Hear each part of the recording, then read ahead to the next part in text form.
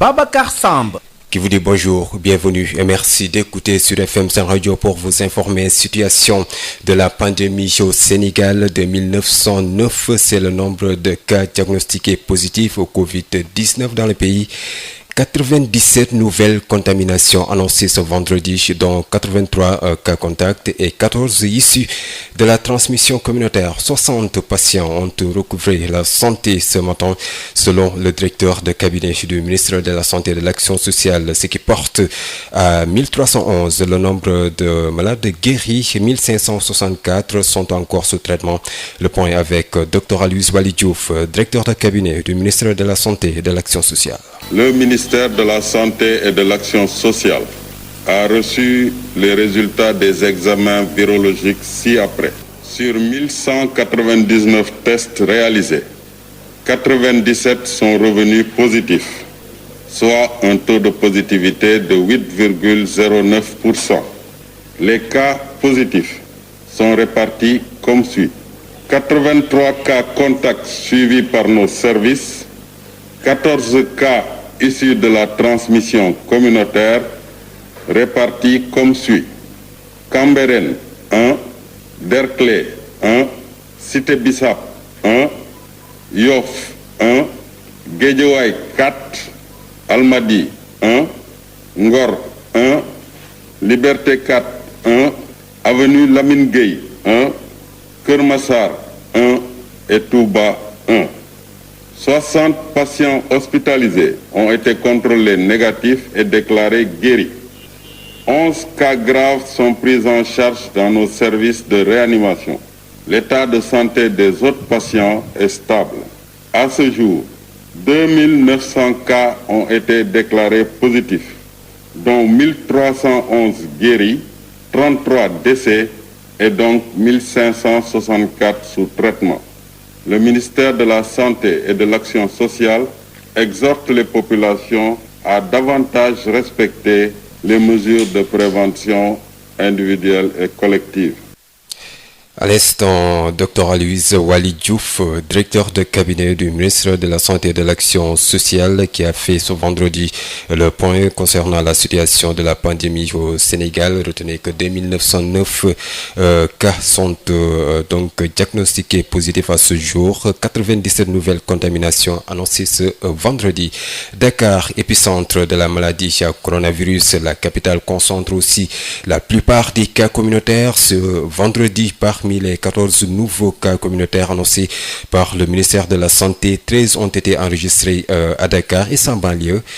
Une situation qui s'explique par la forte concentration humaine. Il faudra des mesures fortes pour endiguer la propagation du virus. Ce sont les propos en tout cas du docteur Mamoudou Ndiaye, coordonnateur de la cellule d'alerte, joint par Ndeye Marème Ndiaye. On a beaucoup appris depuis le début de cette pandémie.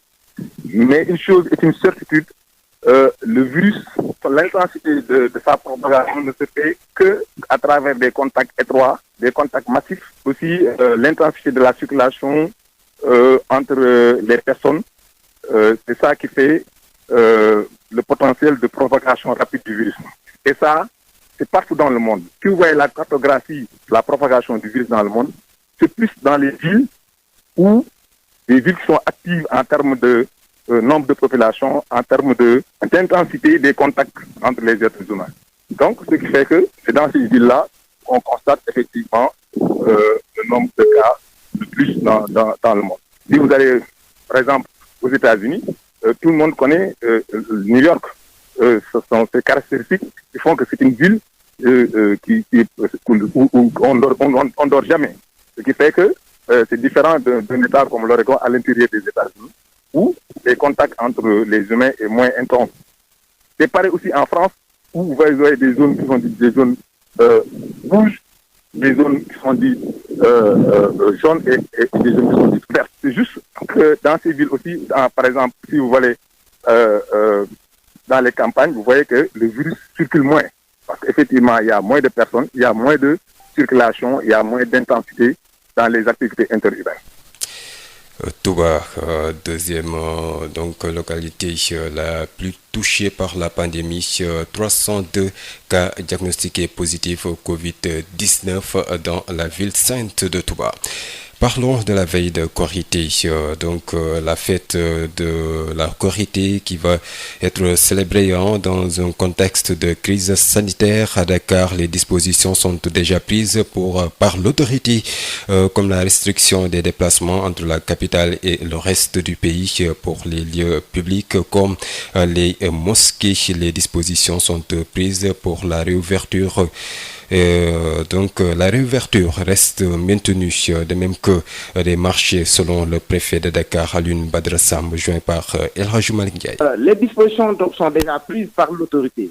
Je crois que la décision de monsieur le ministre de l'Intérieur de restreindre de manière drastique les déplacements entre Dakar et le reste du pays est appliquée depuis hier. Donc, sauf cas exception, aucune autorisation spéciale n'est délivrée.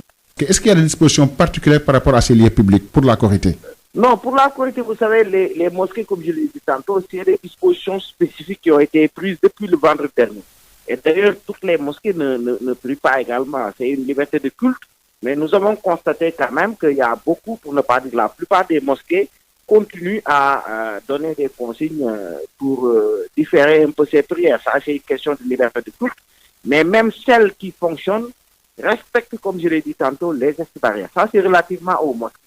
Relativement au marché, des contacts continuent, ont commencé à être noués, mais continuent à être noués avec les commerçants à travers leurs organisations, pour qu'on puisse aller vers, comme je l'ai dit tantôt, le respect des gestes barrières. Parce que cette pandémie, cette maladie, la principale, l'effet le plus, peut-être l'effet générateur, pour ne pas dire l'effet catalyseur, c'est la proximité entre des personnes. Et pour cela, on en appelle à la responsabilité des Sénégalais, parce que vous-même, vous avez dû constater que cette Korité n'est pas la même que les fêtes d'antan.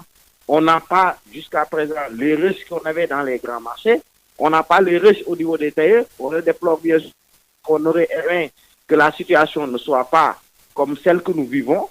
Mais c'est une situation exceptionnelle. Et pour cela, vraiment, je voudrais lancer encore un appel pour que les gens comprennent qu'il s'agit tout simplement d'une situation exceptionnelle et qu'avec l'aide de Dieu, avec l'engagement de tout un chacun, nous allons dépasser cette situation-là. Donc, vous-même, vous pouvez constater que cette Korité n'est pas comme celle que nous connaissions avec vraiment des risques extraordinaires au niveau des marchés particuliers.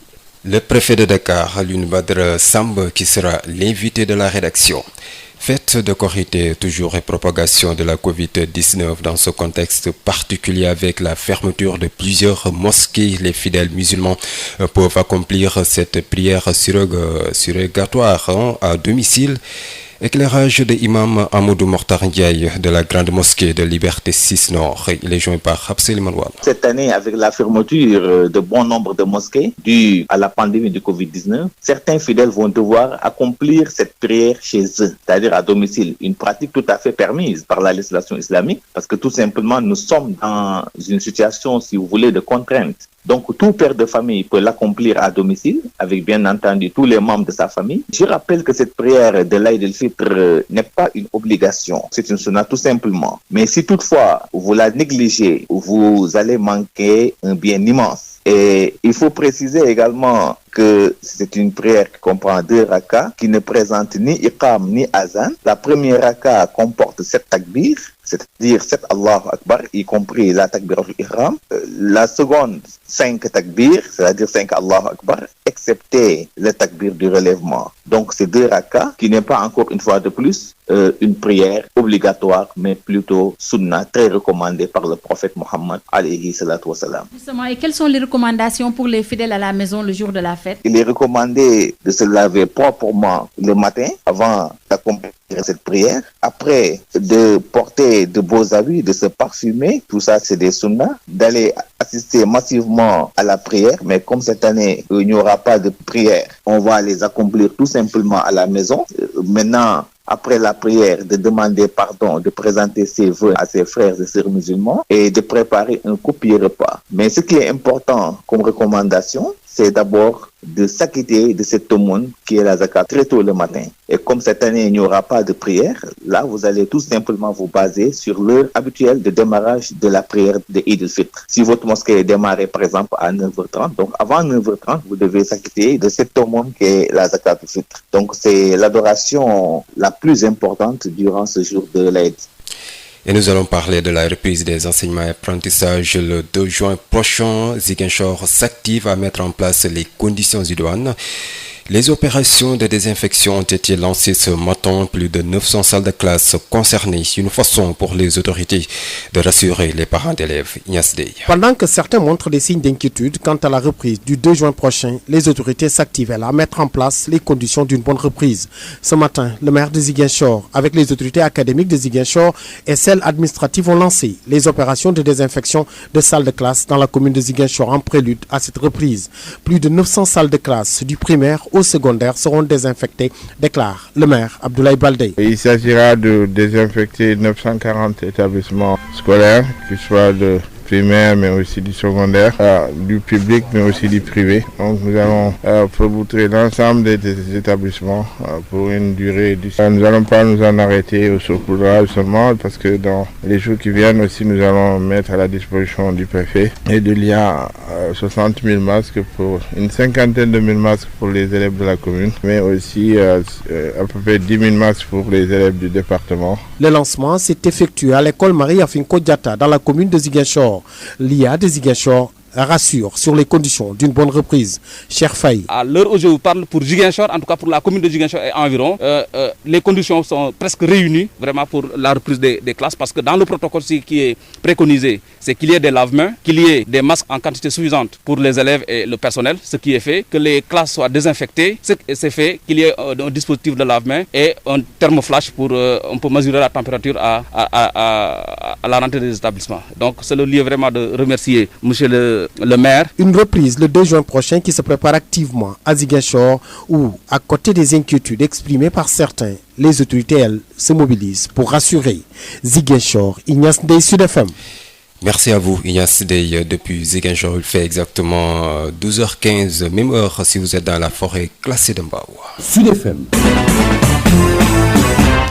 L'info, c'est aussi la biodiversité. Le Sénégal compte plus de 7800 espèces connues et réparties entre les animaux, les végétaux et les champignons. Mais aujourd'hui, cette biodiversité est menacée par des éléments destructeurs comme les changements climatiques, les activités humaines et la pollution, entre autres. Les acteurs qui célèbrent la journée mondiale de la biodiversité ce vendredi dans la forêt classée de Mbao tire la sonnette d'alarme. Le colonel Bokar Ndiaye, point focal convention biodiversité au ministère de l'Environnement joint par Mame Diarra Da Silva.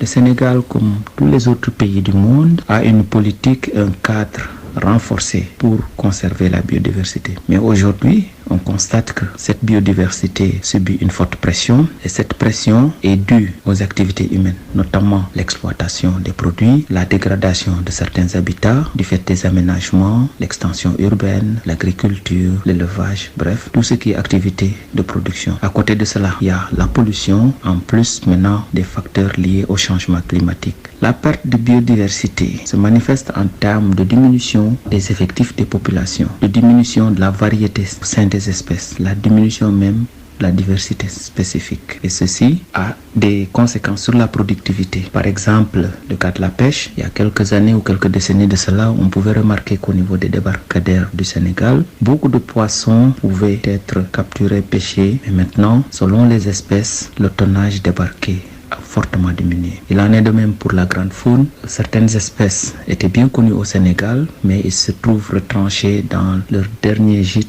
actuellement, pour dire donc que la biodiversité au niveau du Sénégal est véritablement en déclin, en dégradation continue. Le Sénégal, depuis les indépendances, s'est engagé résolument dans la conservation de la biodiversité, en protégeant d'abord les écosystèmes et tout ce qui est espèces caractéristiques des différents habitats. Et dans ce cadre, nous avons un échantillon très représentatif des principaux écosystèmes du pays, allant du nord au sud, d'ouest en est. Dans ce cadre, nous avons plus de 10 aires protégées constituées par des parcs et des réserves. À côté de cela, nous avons hérité d'un bon réseau constitué par les forêts classées qui datent de l'époque coloniale et qui ont les mêmes objectifs en termes de conservation de la biodiversité.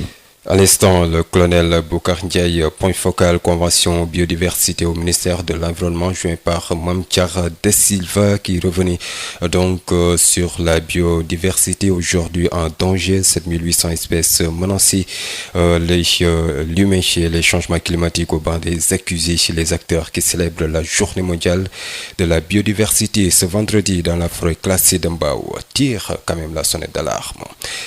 Parlons du phare des Mamelles. Le site classé patrimoine mondial est aujourd'hui menacé également par des constructions immobilières et hôtelières.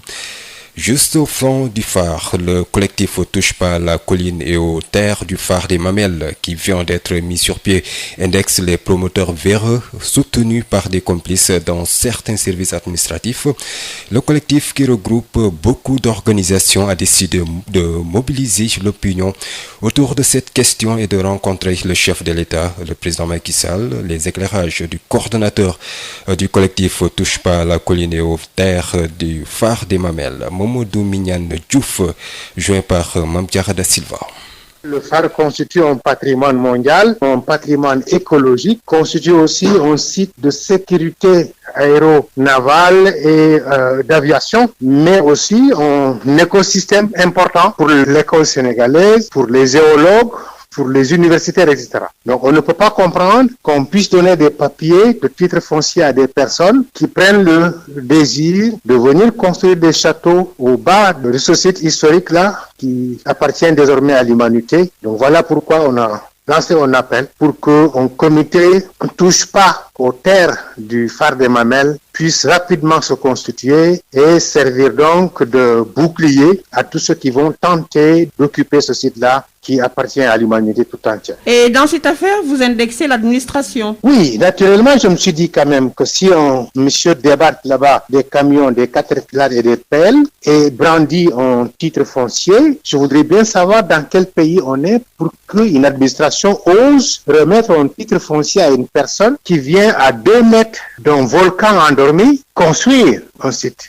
Qu'est-ce qui s'est passé pour qu'une administration puisse se permettre cela? Qu'est-ce qui s'est passé pour que quelqu'un puisse convaincre les responsables d'administration d'un pays à lui donner un titre foncier qui lui permet de venir creuser les dernières racines d'un site aussi important qui est cette colline qui porte les phares du Mamelles? Ces phares qui ont permis d'ailleurs à l'époque aux Portugais de découvrir les îles du Calvaire. Tellement ça servait de moyen pour voir très loin et de pouvoir apercevoir même sur plus de 50 km en mer. Et donc voilà pourquoi nous nous sommes dit que si ce monsieur a pu faire cela, sans doute, bien sûr, il a eu des complicités quelque part. Mais il faut qu'on les trouve. Voilà, à l'instant, Mamadou Mignan Diouf. Il est exactement 12h21 à Ouakam, c'est à Dakar. Même heure si vous êtes en Guinée, GMT+1 si vous êtes en République démocratique du Congo, vous pouvez nous écouter via www.sudfmsenradio.com. Sud International. Le chanteur et musicien guinéen Mori Kanté est décédé des suites de maladie ce vendredi, virtuose de la kora. Il est surtout connu pour son titre à succès Yeke Yeke qui a traversé le temps. Mori Kanté s'est imposé comme l'un des griots les plus célèbres de l'Afrique de l'Ouest. En République démocratique du Congo, un militant de la Lucha a été tué jeudi une balle dans la tête lors d'une manifestation contre l'insécurité à Beni. La police a annoncé l'arrestation du tireur, mais évoque un homicide involontaire commis par un policier pour se dégager d'une foule en furie et les mesures limitant les rassemblements en cette période de pandémie. Le mouvement citoyen La Lucha dénonce ce qu'il appelle un assassinat en pleine manifestation pacifique. L'ONU hausse le ton et se dit préoccupé par la multiplication des bavures policières et d'atteinte du droit à la vie dans le cadre d'imposition des mesures de l'institution sanitaire à Kinshasa ou dans d'autres parties du pays. Au Burundi, annonce surprise des résultats partiels de la présidentielle alors que les résultats étaient attendus au plus tôt ce vendredi. Les électeurs ont eu la surprise d'entendre jeudi soir au journal télévisé la synergie des médias supervisée désormais par le ministère de la Communication annoncer les résultats. Le score attribué aux candidats du parti au pouvoir dans tout le pays est écrasant, près de 80% contre moins de 20% pour son principal adversaire. Et puis retenez qu'un avion de la compagnie Pakistan International Airlines s'est écrasé à Karachi, la capitale du sud du Pakistan. Près de 107 personnes étaient à bord, dont 8 membres d'équipage. L'Airbus venait de Lahore. Selon certaines sources, le pilote n'arrivait pas à sortir les roues de l'avion alors qu'il devait donc atterrir. 5 maisons sont détruites selon les médias locaux. Sud Midi, l'invité. Il s'agit donc du préfet de Dakar, Alioune Badara Samb, qui s'entretient ici avec El Hadji Malick Ndiaye, le préfet qui revient sur les dispositions prises dans la capitale sénégalaise à la veille de cette fête de Korité. Alioune Badara Samb, que nous écoutons. La rédaction reçoit aujourd'hui Alioune Badara Samb. Bonjour. Bonjour, El Hadji Malick. Vous êtes le préfet de Dakar, l'épicentre de la maladie. Quelles sont les dispositions que vous avez prises par rapport à cette fête de Korité dans ce contexte de Covid-19? Les dispositions donc, sont déjà prises par l'autorité. Je crois que la décision de M. le ministre de l'Intérieur de restreindre de manière drastique les déplacements entre Dakar et le reste du pays est appliquée depuis hier. Donc, sauf cas exception, aucune autorisation spéciale n'est délivrée. Les seuls cas pour lesquels les autorisations sont délivrées concernent les cas de transfert de corps, ça c'est délivré, mais également les cas de maladies dûment motivées. Je veux dire par là des malades hospitalisés justifiant véritablement leur billet de sortie, mais également un dossier médical, mettons si je peux m'exprimer ainsi, et qui doivent rentrer chez eux. Seulement c'est le cas qui peuvent faire l'objet d'une autorisation spéciale. Maintenant, sur le plan interne, comme je l'ai dit la dernière fois, les mesures ont déjà été prises et on continue à les dérouler. Ces mesures concernent principalement l'application des gestes barrières, parce que c'est vrai que Dakar est déficient, mais ça s'explique, comme je l'ai toujours dit, hein, c'est 70% des activités économiques, c'est 25% de la population du Sénégal, sur un territoire qui ne fait même pas 0,3%. Donc c'est cette densité-là qui explique un peu le fait que Dakar soit l'épicentre. Mais des mesures hardies sont mises en œuvre et on espère que dans un court terme, on va pouvoir renverser la tendance parce que comme je le dis toujours, la guerre se gagnera avec la bataille de Dakar et nous sommes très engagés dans ça. Quelles sont ces mesures en cette veille de Korité? Ces mesures, c'est d'abord le respect de la distanciation sociale. Je crois qu'à ce niveau, non seulement des mesures coercitives sont mises en œuvre, mais également une forte sensibilisation. C'est également le port de masque. Aujourd'hui, avec la nouvelle stratégie qui est lancée concernant tout simplement une stratégie très avancée, aller vers les communautés, mettre en place des plateformes d'engagement communautaire, faire en sorte que même au niveau le plus rapproché, les gens respectent ces barrières. C'est cela les premières mesures. Mais vous connaissez le temps d'incubation de ce virus, c'est 14 jours. Donc il est évident que lorsqu'on pose des actes, les résultats seront attendus peut-être dans un délai assez raisonnable. En tout cas, nous nous y mettons. Même les mosquées qui ont ouvert leurs portes, des masques ont été distribués, la distanciation sociale est respectée, les mesures barrières concernant la mise en place d'un dispositif de lavage des mains, bref, sans oublier bien sûr les séances de sensibilisation. Toutes ces mesures-là sont mises en œuvre depuis un certain temps et on espère que la tendance va se renverser, Inch'Allah. Est-ce qu'il y a des dispositions particulières par rapport à ces lieux publics pour la Korité? Non, pour la Korité, vous savez, les mosquées, comme je l'ai dit tantôt, c'est des dispositions spécifiques qui ont été prises depuis le vendredi dernier. Et d'ailleurs, toutes les mosquées ne prient pas également. C'est une liberté de culte.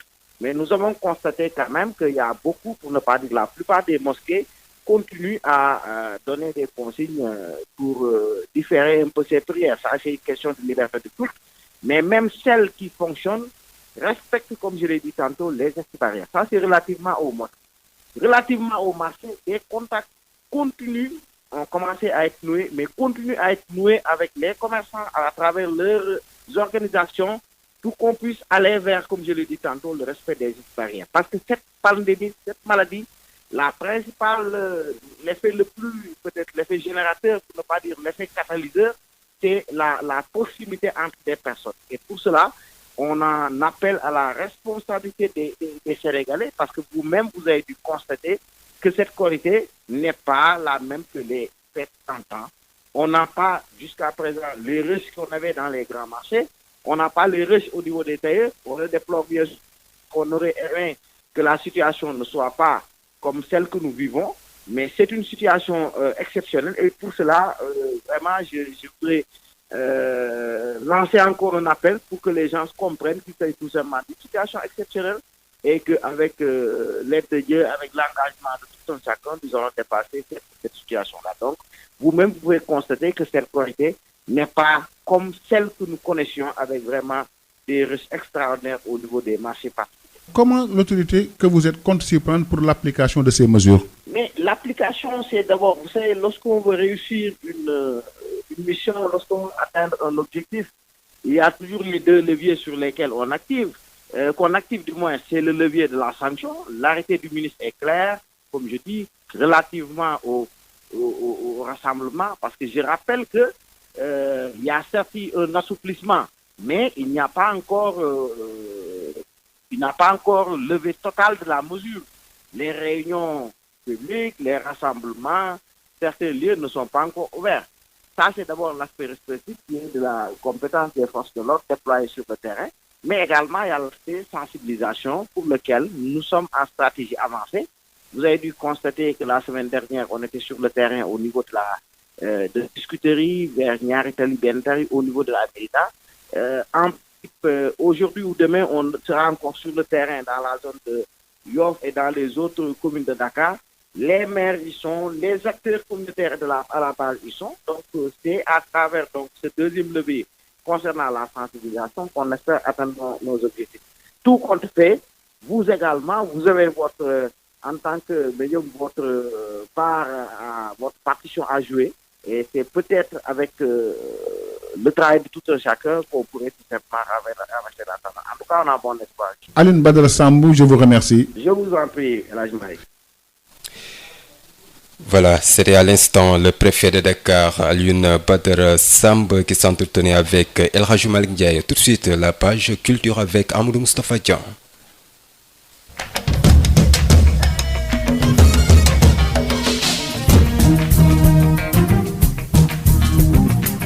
Bonjour et bienvenue dans votre journal de la culture. Mouvement à la tête du Centre culturel régional de Sédhiou, Alioune Keba Badiane passe le témoin à Youssouf Diatta, précédemment directeur du Centre culturel de Sédhiou. Les acteurs culturels du Pakao ont magnifié le travail accompli par Alioune Keba Badiane. De Sédhiou, nous recevons la correspondance de Moussa Dramé. Aliou Keba Badiane a passé le témoin mercredi dernier à Youssouf Diatta à la tête du Centre culturel régional de Sédhiou après 11 années de loyaux services.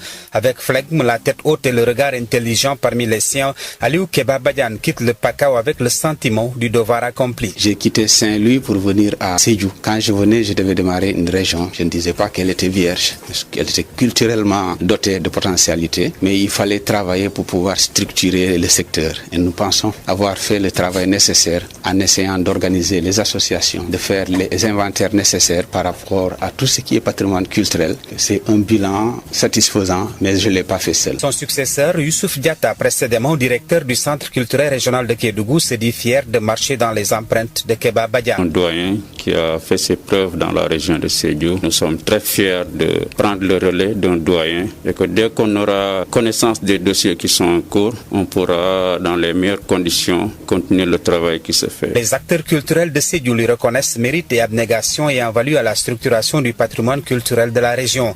Amadou Ley, alias Conseil Sarr de Lucas, témoigne. Au moment où il venait à Sédhiou ici, ce n'était pas évident. Il a accepté de se mettre à la hauteur des acteurs culturels qui sont assis ici, de se mettre à leur disposition pour parvenir à des résultats. Manager hors pair qui a réussi à faire du travail sa seconde religion, Aliou Keba Badiane a aussi su gérer son personnel avec estime réciproque. Madame Biaïndé Sunkar Sissé parle à leur nom. Nous travaillons en parfaite harmonie, dans la cohésion. Tout ce qu'il ne peut pas cautionner, c'est les retards, le travail mal fait. Au nom de la presse de Sédhiou et du monde littéraire, le journaliste et doyen Malamine Camara a mis son quitus sur tous les témoignages si haut exprimés avant de souhaiter plein succès à Aliou Keba Badiane dans ses nouvelles fonctions de directeur du Centre culturel régional Blaise Senghor de Dakar. Moussa Dramé, Sédhiou, Sud FM.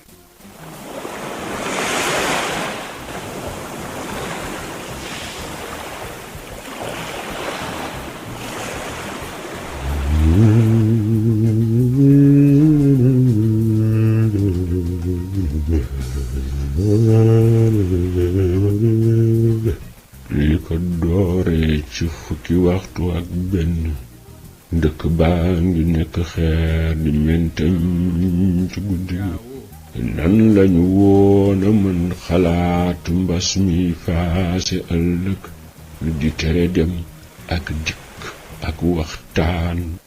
Mbas mi, c'est le nom du film de Joseph Gaye Ramaka, un court-métrage d'un peu plus de 7 minutes en version Wolof, un film en noir et blanc durant lequel un extrait de La peste de l'écrivain français d'Albert Camus est lu et réfléchi sur la pandémie du coronavirus. Nous recevons le réalisateur Joseph Gaye Ramaka qui nous en parle. Jo Gaye Ramaka, bonjour. Bonjour, bonjour. Alors dites-nous, comment est née cette telle initiative? C'est une participation à la mobilisation citoyenne en tenant compte de ce que moi je sais faire. Je pense que quand on est en situation aussi dramatique que celle-là, il faut que toute la société se mobilise pour pouvoir ensemble tenter de trouver une solution. Et bon, étant moi-même cinéaste, voilà ce que j'ai cru pouvoir faire pour contribuer à la mobilisation générale, citoyenne et citoyenne de ce pays. Alors justement, vous avez choisi de reprendre un extrait de La peste d'Albert Camus et par pure coïncidence, on parle de Mbasmi qui est la peste et qui aussi aujourd'hui est utilisé pour parler du Covid-19. C'est vrai que j'ai choisi cet extrait de la peste parce que l'humanité a toujours connu des moments dramatiques qui peuvent changer de genre, mais c'est toujours la même situation. Et donc, ce texte qui date de 47, en le relisant ces temps-ci, j'ai l'impression qu'il nous parlait d'aujourd'hui. C'est ce qui a fait que j'ai choisi cet extrait et qu'avec d'autres artistes, notamment Go Amadouba, qui est un artiste musicien et chanteur, Sidiki Bakaba, un acteur, comédien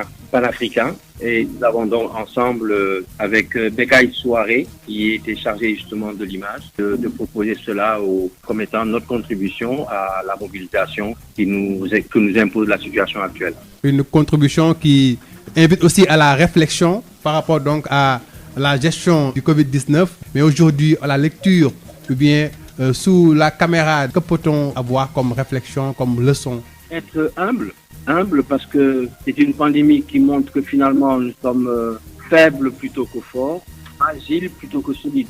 Je pense que c'est une leçon, une première réflexion qu'on peut avoir en se considérant un élément parmi d'autres au sein de l'univers, pas le plus important, pas le plus fort, mais pourtant le plus destructeur. L'essentiel de la destruction de la planète aujourd'hui, elle ne vient ni des plantes, ni des fleurs, ni des animaux, elle vient des hommes.